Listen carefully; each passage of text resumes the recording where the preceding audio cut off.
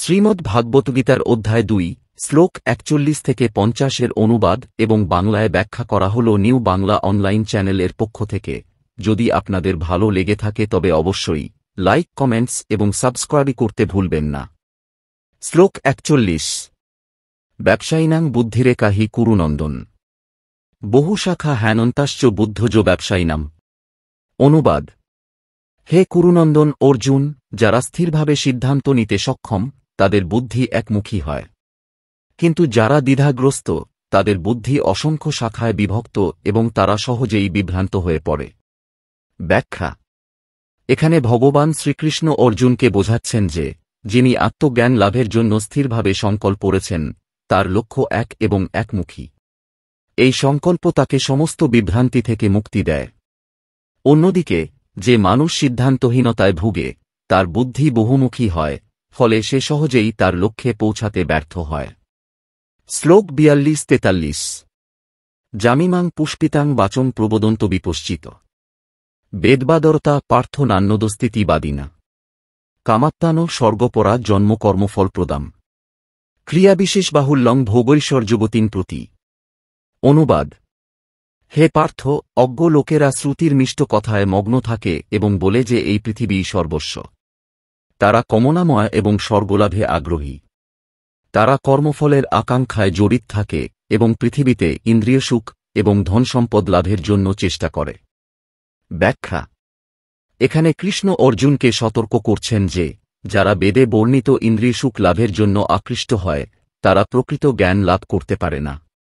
তাদের মূল লক্ষ্য হল পৃথিবীর ক্ষণস্থায়ী সুখ এবং স্বর্গলাভ, কিন্তু এই সমস্ত কামনা তাদের আত্মজ্ঞানের পথ থেকে সরিয়ে রাখে। শ্লোক 44। ভোগৈশ্বর্য প্রসক্তানাং তয়াপহৃতচেতনাম ব্যবসায়াত্মিকা বুদ্ধি সমাধৌ না বিদ্যতে। অনুবাদ: যাদের মন ইন্দ্রিয় সুখ এবং ঐশ্বর্যের প্রতি আসক্ত তাদের মন সর্বদা ক্ষীণ এবং বিভ্রান্ত থাকে, ফলে তাদের বুদ্ধি সমাধি বা মনসংযোগের জন্য সক্ষম হয় না। ব্যাখ্যা: শ্রীকৃষ্ণ এখানে বলছেন যে যারা ভোগবিলাস এবং সম্পত্তির প্রতি আসক্ত তাদের আত্মা শান্ত হয় না। এই আসক্তি তাদের মনকে স্থির হতে দেয় না এবং তাই তারা সমাধি বা একাগ্রতা অর্জন করতে ব্যর্থ হয়। শ্লোক 45। ত্রৈগুণ্য বিষয়া বেদা নৈষ্ত্রৈগুণ্য ভবাজুন নির্দ্বন্দ্ব নিত্যসত্ত্বস্থ নির্যোগক্ষেম আত্মবান। অনুবাদ: বেদগুলি তিনটি গুণ সত্য, রজ, তম দ্বারা প্রভাবিত বিষয়গুলি নিয়ে কথা বলে, কিন্তু হে অর্জুন, তুমি এই তিন গুণের ঊর্ধ্বে উঠো। তুমি দ্বন্দ্বের ঊর্ধ্বে থেকে শান্তিতে থাকো এবং নিজেকে আত্মজ্ঞানে প্রতিষ্ঠিত করো। ব্যাখ্যা: শ্রীকৃষ্ণ অর্জুনকে উৎসাহিত করছেন যেন সে তিনটি গুণের ঊর্ধ্বে থাকে। এই তিনটি গুণের মধ্যে কোন একটি প্রভাবিত হয়ে আমরা বিভিন্ন রকম কাজ করি, কিন্তু প্রকৃত জ্ঞান লাভের জন্য এই তিন গুণের ঊর্ধ্বে উঠতে হবে এবং নিজের আত্মার সঙ্গে যুক্ত থাকতে হবে। শ্লোক 46। যাবানর্থ উৎপানে সর্বত সম্প্লুতোৎকে তাবান সর্বেষু বেদেষু ব্রাহ্মণস্য বীজান্ত। অনুবাদ: যেমন একটি ছোট জলাধারে যা প্রয়োজন তা একটি বৃহৎ হ্রদেও মেলে, তেমনি একজন জ্ঞানী ব্রাহ্মণের জন্য সমস্ত বেদের জ্ঞান অনুধাবন করা যায়। ব্যাখ্যা: এই শ্লোকে বোঝানো হয়েছে যে একজন আত্মজ্ঞানী ব্যক্তি সমস্ত বেদের সারমর্ম জানেন। যেমন একটি বড় জলাশয়ের প্রয়োজন হলে ছোট কুয়োর জল ব্যবহার করা হয় না, তেমনি জ্ঞানী ব্যক্তি বেদগুলির বিভিন্ন আচারাচরণে সীমাবদ্ধ থাকেন না, কারণ তিনি প্রকৃত জ্ঞান লাভ করেছেন। শ্লোক 47।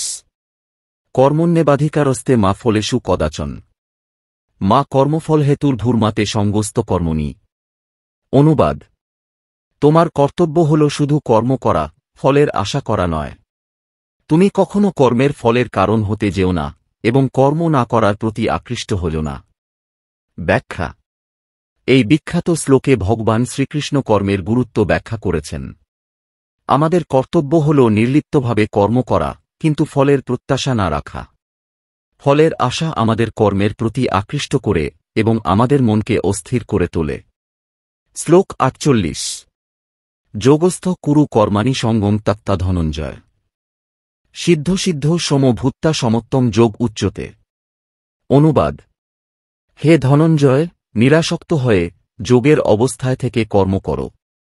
সফলতা এবং ব্যর্থতার প্রতি সমভাব ধারণ করো, এই সম্ভাবেই যোগ বলা হয়। ব্যাখ্যা: ভগবান অর্জুনকে বলছেন, প্রকৃত যোগ হল সফলতা এবং ব্যর্থতা উভয়ের প্রতি সমদৃষ্টি বজায় রেখে কাজ করা। এতে মানব জীবনের অভ্যন্তরীণ শান্তি এবং সুখ বজায় থাকে, কারণ কর্মের ফলাফলের ওপর মন স্থির না থাকলে মনে শান্তি আসে। শ্লোক ৪৯। দূরে নিন্ধাবরম কর্ম বুদ্ধিযোগাৎ ধনঞ্জয় বুদ্ধাও শরণমন্বিচ্ছ কৃপণা ফলহেতব। অনুবাদ: হে ধনঞ্জয়, কর্মের নিম্নস্তর থেকে বুদ্ধিযোগ অনেক উচ্চতর। তাই বুদ্ধিতে আশ্রয় গ্রহণ করো। যারা কর্মের ফলের প্রতি আসক্ত তারা করুণার পাত্র। ব্যাখ্যা: শ্রীকৃষ্ণ বলছেন যে বুদ্ধি দিয়ে নিয়ন্ত্রিত কর্মই উত্তম, কারণ এতে ফলের প্রতি আসক্তি থাকে না। যারা শুধু ফলের কারণে কর্ম করে তারা আসলে দুঃখ এবং কষ্টে নিমগ্ন থাকে। শ্লোক ৫০। বুদ্ধিযুক্ত জহাতি হা উভে সুকৃত দুষ্কৃতে তাস্মাৎ যোগায় যুজ্যস্য যোগ কর্মসু কৌশলম। অনুবাদ: বুদ্ধিসম্পন্ন ব্যক্তি পুণ্য এবং পাপ উভয়কেই ত্যাগ করেন। তাই তুমি যোগে নিজেকে স্থাপন করো, কারণ যোগই হল কর্মে দক্ষতা। ব্যাখ্যা: এই শ্লোকে ভগবান শ্রীকৃষ্ণ ব্যাখ্যা করছেন যে বুদ্ধির মাধ্যমে কর্ম করা হলে কর্মের পুণ্য ও পাপের ফাঁদে জড়াতে হয় না। যোগ হল এমন এক পথ যেখানে কর্ম দক্ষতার সঙ্গে করা যায় এবং তা আমাদের প্রকৃত মুক্তির দিকে নিয়ে যায়। এই শ্লোকগুলিতে ভগবান শ্রীকৃষ্ণ অর্জুনকে কর্মযোগ, বুদ্ধি এবং নিষ্কাম কর্মের গুরুত্ব বোঝাচ্ছেন। কর্ম করতে হবে নিরাসক্তভাবে, ফলের আশা না রেখে এবং শান্ত মনে, কারণ এই নিষ্কাম কর্মই আত্মজ্ঞান এবং মুক্তির পথ প্রদর্শক। ধন্যবাদ আপনাদের প্রত্যেকেই। ভালো থাকুন, সুস্থ থাকুন। জয় শ্রীকৃষ্ণ।